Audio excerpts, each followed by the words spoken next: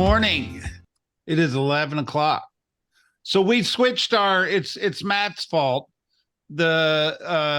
Somebody more important than us scheduled a weekly team leader call over our original industry update time. So we had to move it to 11 a.m. But 11 a.m. works good. It's after lead gen hour, and let's roll. So what's the feeling? I always like to start there. What's the feeling out there before we start looking at numbers? I'll let Rick kick it off. So for the last 10 days, I've been on Marco Island down in Florida, where things sell in minutes and for more than asking, just like, we've experienced in Atlanta. For the first time, I'm seeing signs that are staying up a while, and there's a house for sale that's almost aligned with what a lot sold for a few doors down just 8-9 months ago. Yeah. So I think pricing is settled, and I think there's buyer demands having an impact down here. Yeah. Well, I think the feeling is there actually is a little fear out there, to be honest. And I think that agents have a little fear right now. I think there's just some uncertainty. And here's what I would share with you is I've always believed that you can't be in fear and faith at the same time. So if you're operating or your mindset's going to a place of fear, and you come to the office, heaven forbid a leadership person were to validate your fear, you're almost doubling down on your thoughts that it can't happen. Yet the reality is, I believe everybody can win if they get their head right now.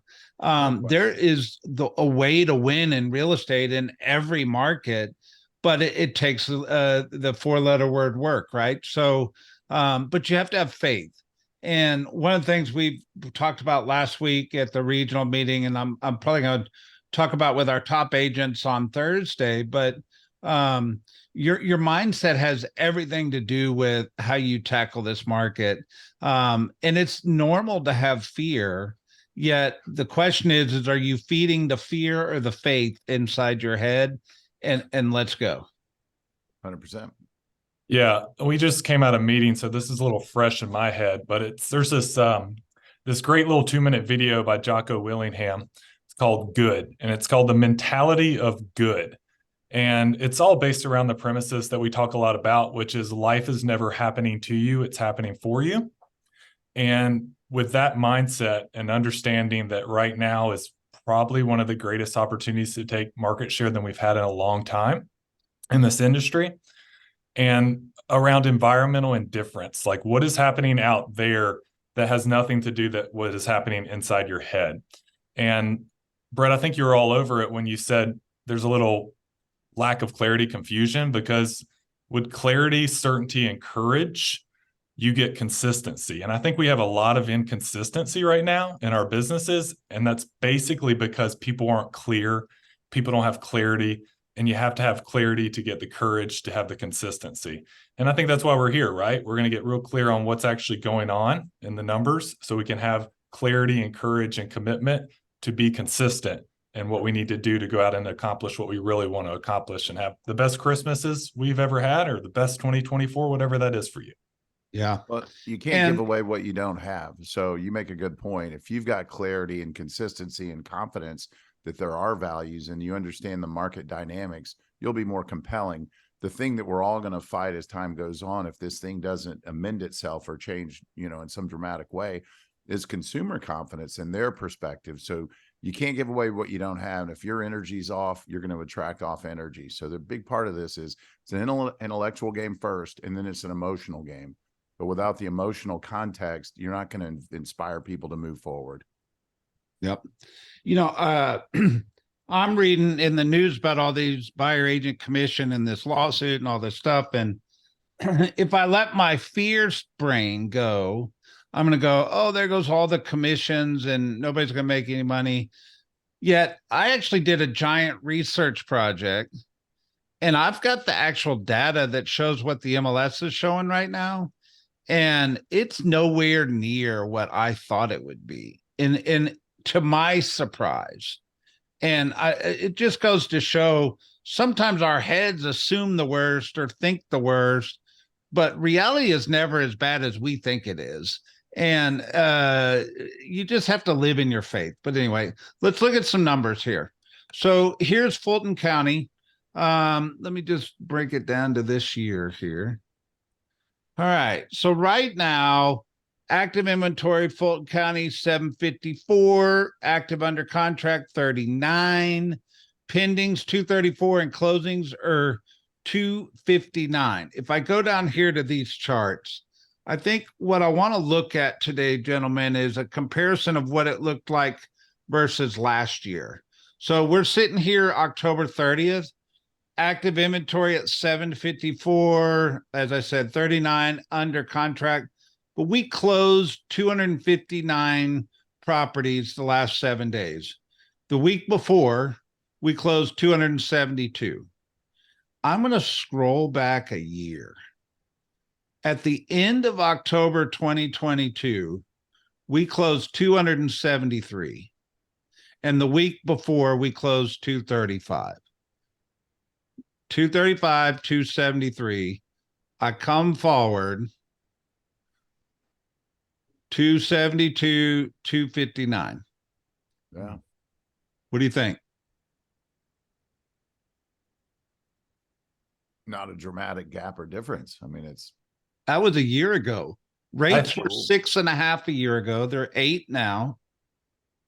I'm being general. Yeah. Brett, I think the emotional side of us wants to say it feels way harder now than it was a year ago. Correct. Things are in a much tougher state now than they were a year ago. And the great thing is numbers don't lie. Yeah. So, Matt, you live and reside in Cobb County. Let's just do the same exercise in Cobb for a second. So if I'm looking right now, I love my little scrolly thing here. All right. So 396 active inventory. You got 82 under contract, 167 pending, and 172 closed. So the last 2 weeks, 161 and 172. I'm going to go back a year. Wait. End of October, it was 164 and 192. So 164, 192 to 161, 172.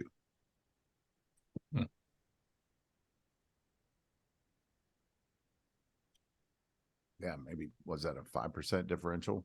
Mm-hmm. Not 25 or 30%, which is the national number that they're touting for the industry. Yep. Interesting. Yeah. And then let's just check DeKalb to see if we're just off our rocker and crazy. Now, I will say DeKalb sometimes is the outlier, but we'll leave it there. All right. DeKalb,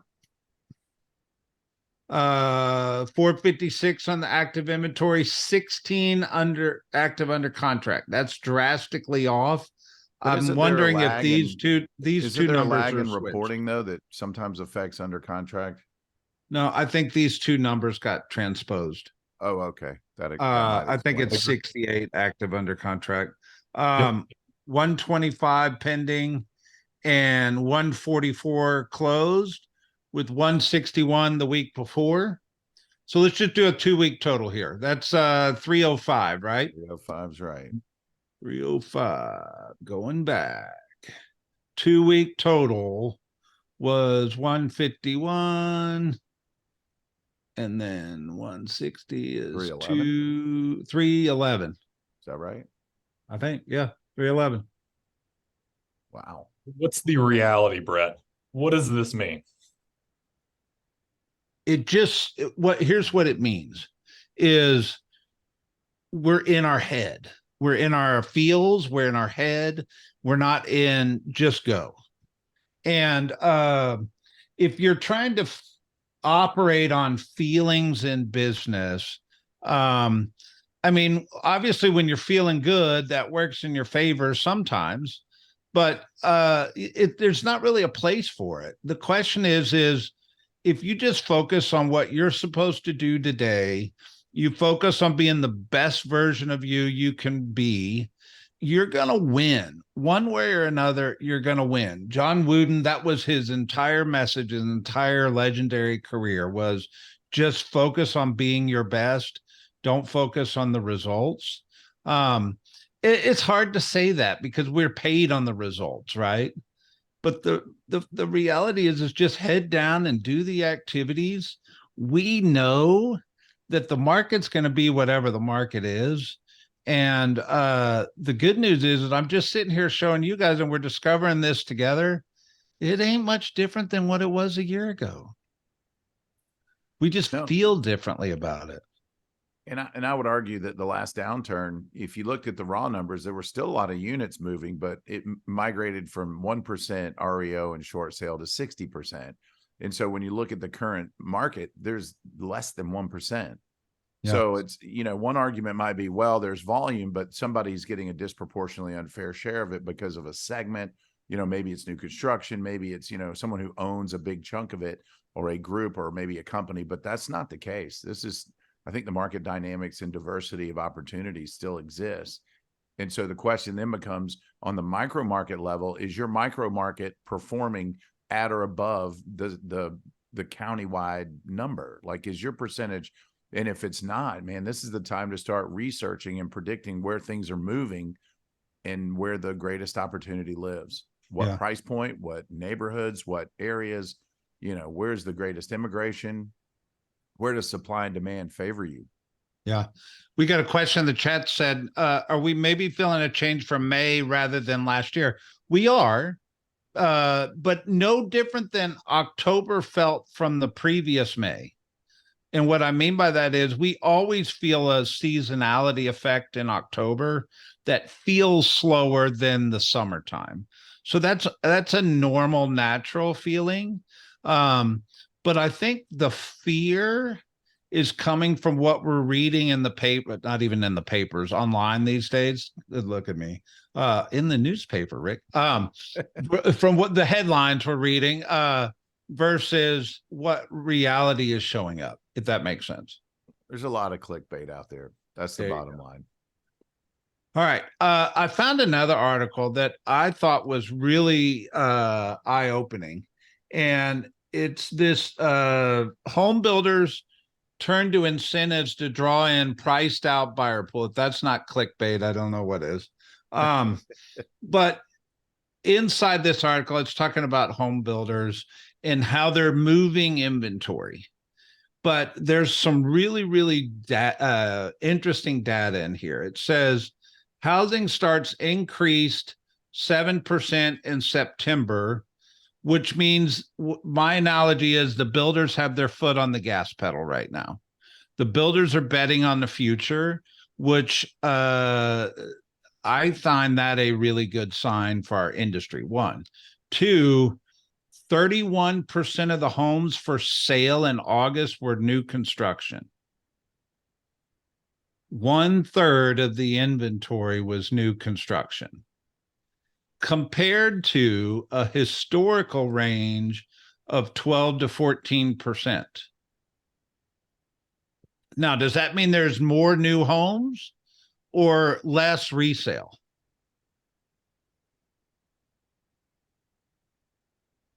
I love that listing. If the listing numbers are consistent and not deviating dramatically, then it's a shift in new construction. But I would argue this is probably also national news and not local Atlanta. It is coming out of the Atlanta research team, but it is more national. Okay. So, but the bottom, this is according to National Association of Home Builders, right? Yep. However, I would almost say Atlanta's probably higher. Could be. Yeah. But wouldn't you have to also, wouldn't you also have to think though that this construction, because of the lag time, this is from months back that this is finally coming through, right? It's not like this is new construction that just got done. I mean, it's been in the works for months. 100%. They started these homes 6 months ago, right? But the starts were the starts for new construction have been straight lined for a while, meaning it's not like they increased the amount of houses they were building drastically. So what I actually believe this to be is less resale are putting their house on the market proportionately. Meaning, I don't think this is more new construction than normal, maybe slightly more, but the resale listings are down proportionately, is what I believe that number shows. Does that make sense? Yeah, creating a net neutral on the listing percentage count. And why? Because the resale consumers going, I got a 2.75% interest rate. I don't want to let go of that interest rate and move up, or all the limiting beliefs or the conversations they're having in their head that's keeping them from selling their house. Still, the association noted higher interest rates are affecting builders' ability to move forward with their projects, which we understand. Then I believe, where's the numbers I wanted to get to? Right here. So they're talking about their incentives. The most prominent incentive for a builder is to pay closing costs, which 34% said October they're currently doing. But other popular incentives were the builders to include offering options or upgrades at no or reduced cost. So they'll build you a fence and not charge you, or charge you cost, or we'll put blinds in your house for cost instead of a premium. Or my favorite one was why a builder would ever sell a house without sod in the backyard. I have no idea. They just sell a big mud pit, but they would sell houses without sodding the backyard. Now they'll throw it in, right? Whatever that incentive or is. Discounted home prices or reduced margins. 31% of the new constructions coming off that original price. We showed that at the industry update. You can see where the builders are selling less than what they're listing them for. And then 29% did mortgage rate buy downs, and 21% are absorbing financing points.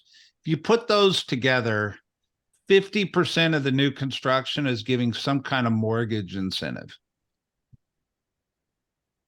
And it could be a combination of those. That's what I'm saying. Yeah.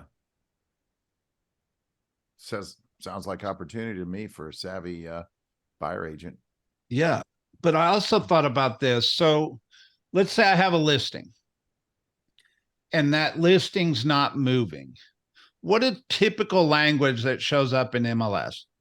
Bring us an offer. Motivated seller. What if that language started to morph into more,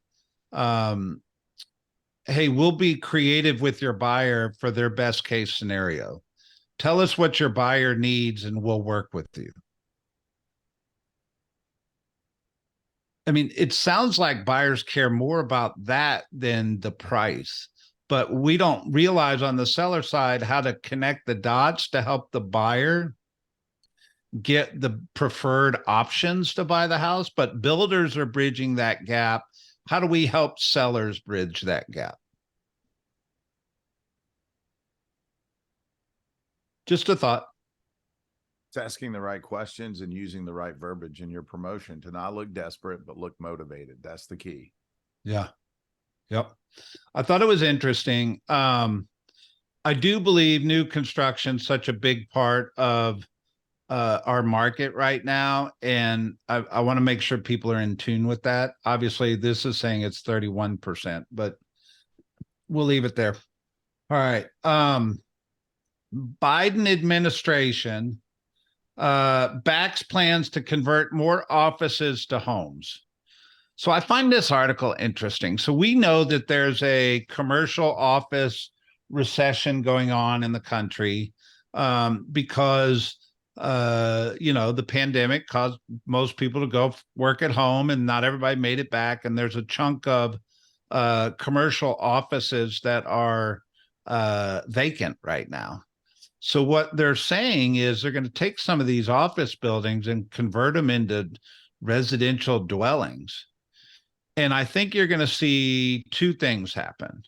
I think you're going to see some of these turn into luxury and high-end loft buildings, things like that. But I also think there's a motivation to bring some affordable housing to some downtown areas in doing office conversions to condos and things like that. And apparently the government's backing it. It's just something to pay attention to. It was on Inman, and I was reading this. I was like, huh, what do you think? The twist. Yeah. Anytime you can regentrify areas and bring homeowners, you boost all other aspects of local service business. Yeah. Live, work, play is a big deal. I mean, that's why some of the neighborhoods outside of the city bedroom communities are crushing it now, is because they have a social aspect. If people have to drive and commute to it, they're less likely to participate. There you go. All right. 7 massive mistakes most real estate agents are making right now. Let's just tackle these. How about waiting? What do you think? Yeah, I mean, I think this shows up that, and we're talking about real estate agents, right, Brett? So I think this shows up where, hey, I'm going to sit back and let this whole stir of interest rate hikes and nobody buying homes or selling homes just happen. And then I'm going to jump back in. Right. I agree. I think waiting could just be taking inconsistent action, right? Not going for it, just sitting around waiting to see if the market's going to change, right? And from a real estate agent perspective, but this is it says, despite buyers, sellers need a professional agent more than ever, most agents are waiting for something right now. They're waiting for interest rates, waiting for the first of the year, waiting, right? Just go and make things happen. Making excuses. Many agents are making excuses instead of focusing on adding value to the marketplace. What does that mean? I mean, you want to take it? If Rick wants to chime in, great. But I think we're giving you reality in the first 5 minutes through the data today on a lot of the excuses that we as agents make sometimes around people just aren't doing things right now. They're doing pretty much just as much as they were this time last October. So there's still opportunity in every market. So I think it 1 and 2 kind of go together, but we will make every excuse we can not to get into action and do the right things. Yeah. Well, it's not doubling down, and making excuses is simply buying into the narrative that the social media feeds are giving us. So those feed and fuel excuses and not opportunity. So it's creating your own narrative and then doubling down on lead generation and conversations that are productive. Yep. Talking more than they're listening. I've heard Gene Rivers talk about this a lot. Great agents are consultants, not presenters. And they ask great questions and they listen. And we find ourselves feeling like we need to sell all the time instead of just asking great questions and listening, right? And some of the few questions that could help identify the needs, of course, are what's the biggest concern you have about the home buying process? If you could wave a wand, what would you say is more important to you, maximizing the sales price or having it sold by a certain date? All the stuff we've been teaching forever, yet we forget about this stuff a lot, and it just goes, right?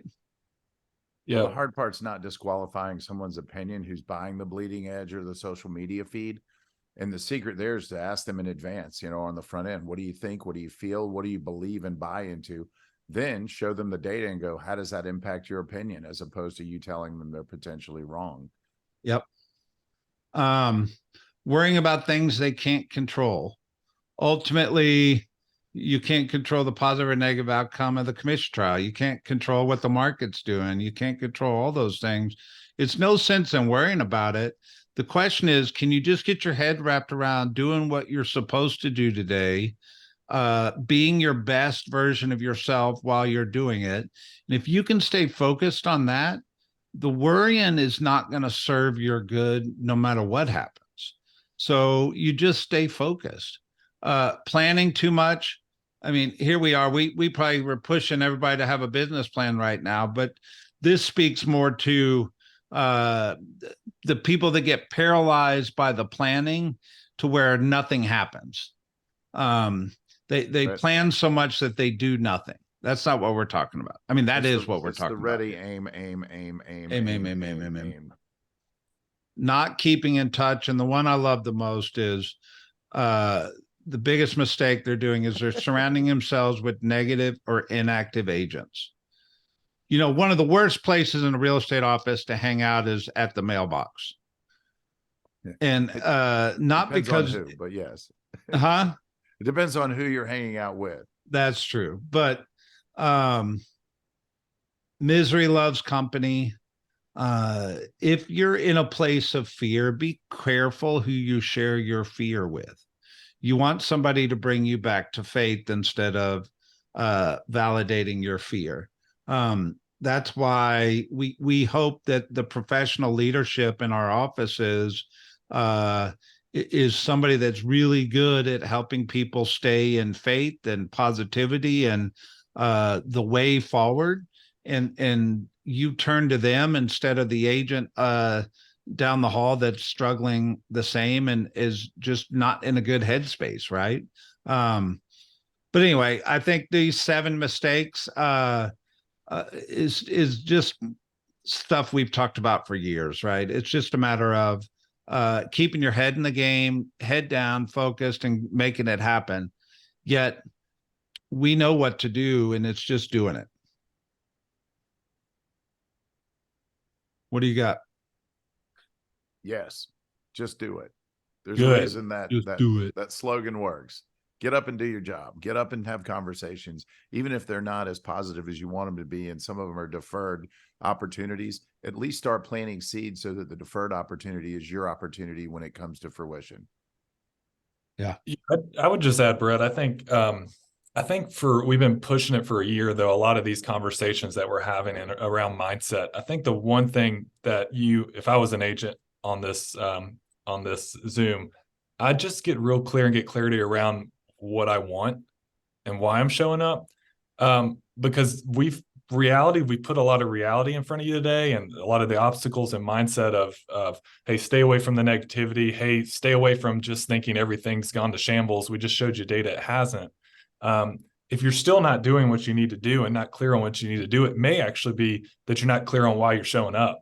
And that's why, we have Rick come in and talk about mindset and Brett talk about mindset. But are you clear on what you actually want so you can go out and have the activities and do the activities you want? So get with your team leader on that, get with your OP, and just get real clarity around why you're showing up every day.